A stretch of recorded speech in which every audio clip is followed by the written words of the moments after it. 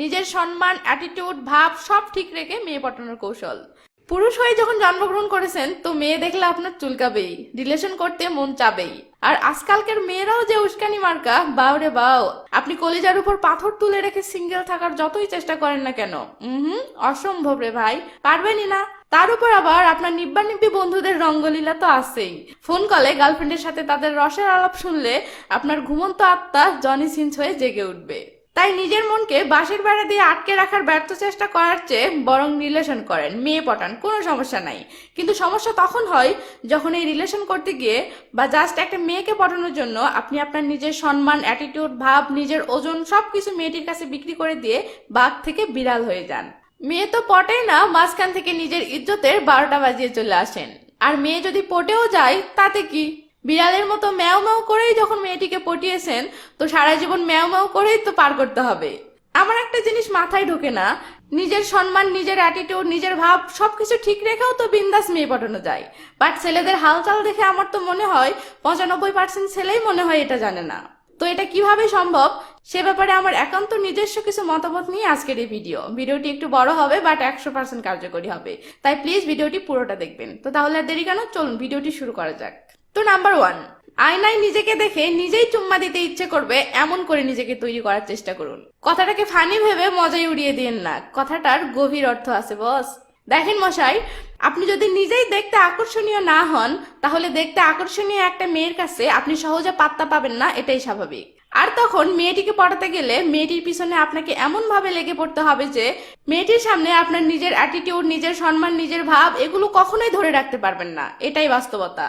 তাই সর্বপ্রথম স্টেপ এটাই, নিজেকে আগে আকর্ষণীয় করে তুলুন, যেন কোনো মেয়ের কাছে পাত্তা পাওয়ার জন্য আপনাকে ছ্যাঁচড়ামি করতে না হয় বা ছোট হতে না হয়।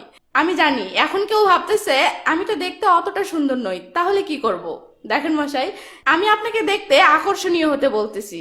আর একটা ছেলেকে আকর্ষণীয় লাগার জন্য মেয়েদের মতো ফর্সা হতে হয় না বা মেয়েদের মতো অত সুন্দর হতে হয় না, জাস্ট ইচ্ছাটা লাগে। একটা কালো ছেলেকেও দেখতে আকর্ষণীয় লাগতে পারে, একটা অ্যাভারেজ চেহারা ছেলেকেও দেখতে আকর্ষণীয় লাগতে পারে, যদি সেই ছেলেটির নিজেকে আকর্ষণীয় করে ফুটে তোলার ইচ্ছাটা থাকে। কি বিশ্বাস হচ্ছে না? ওকে, চলুন প্রমাণ দিচ্ছি। দেখেন তো এই ছেলেটিকে আকর্ষণীয় লাগে কি লাগে না? ওকে, এবার দেখুন তো কি আকর্ষণীয় লাগে? ওকে, হিরো আলমের এই ফটোটাই দেখুন আর এই ফটোটা দেখুন, মানুষ তো একটাই কিন্তু জাস্ট গেট আপ তাকে কতটা হ্যান্ডসাম বানিয়ে দিয়েছে। মাম্মা, ইচ্ছাটাই আসল। তাই যেদিন থেকে আয়নায় বা সেলফিতে আপনার নিজের লুক দেখে, নিজের হেয়ার স্টাইল, নিজের গেট আপ দেখে আপনার নিজের মুখ থেকেই বের হবে ওয়াও কি লাগতেছে মাইরি, সেদিন ভেবে নিবেন আপনি মেয়েদেরকে ভাব দেখিয়ে, অ্যাটিটিউড দেখিয়ে পটানোর যোগ্যতা অর্জন করে ফেলেছেন, এর আগে নয়। ওকে, চলুন এবার পরের পয়েন্টে। নাম্বার 2, যেভাবেই হোক পটাতেই হবে, এই চিন্তাটাকে বাদ দিয়ে পটলে পটবে, না পটলে নাই, এই ভাবনাটা করতে হবে। ওয়েট, অস্থির হয়েন না।